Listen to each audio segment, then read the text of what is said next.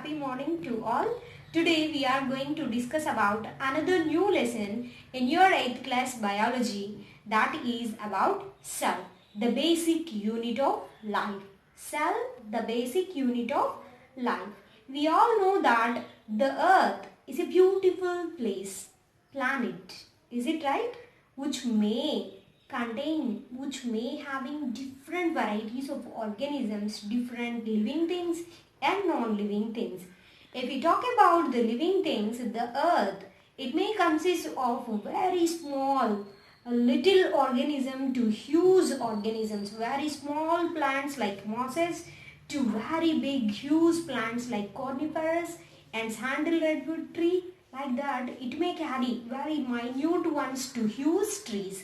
And it also contains very small tiny organisms like microorganisms, bacteria, fungi to very huge animals like elephants, giraffes, blue whale.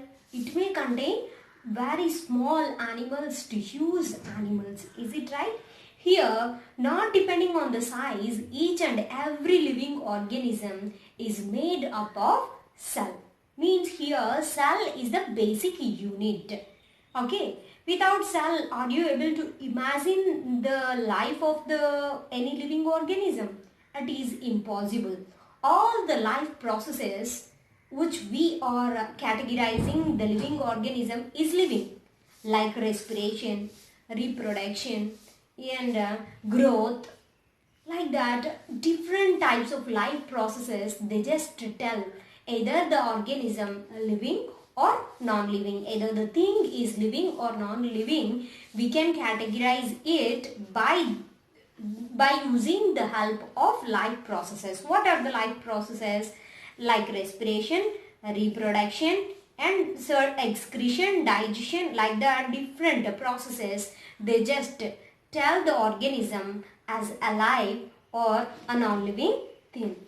Okay, see here, if we talk about the cell, what is the definition of the cell?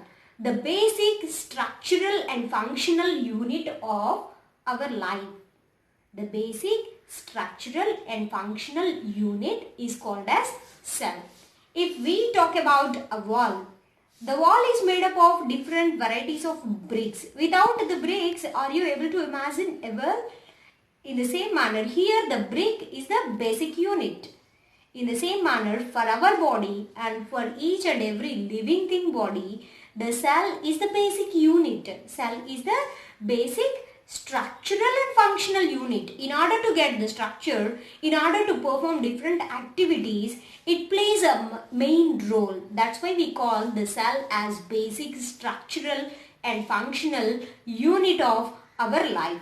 Okay, about 350 years ago, the ancient people, they don't know about the invisible world. What is that invisible world? The world of microorganisms. Microorganisms are also living things, but we are unable to see them with our naked eye. That's why ancient people, they don't know about the invisible world of microorganisms. Later, whenever the discovery of a microscope came to know, it just give details about invisible world which is coexisting with us. In the water, in the air, everywhere we are finding the microorganisms. Not here and there, everywhere we are finding microorganisms. How can we find them? With the help of a microscope, not by our naked eye. Like that, different scientists, they give more information about this invisible world. In that, the important scientist here I listed. Once have a look into them. Who is he? Athanasius Kircher. Who is he? Athanasius Kircher. He is also one of the important scientists who describe about microorganism. Another one is John Swammerdam. These two scientists also give a brief information about invisible world of microorganisms. Later, Anthony von Leeuwenhoek and another scientist called as Robert Hooke. These two scientists, I think you heard the names of these two scientists in your lower classes also. Now we are going to discuss about Anthony von Leeuwenhoek. He is one of the best scientists who gave more information about invisible world, and he is the first human by observing microorganisms. He find that around us we are seeing many organisms by the help of a microscope.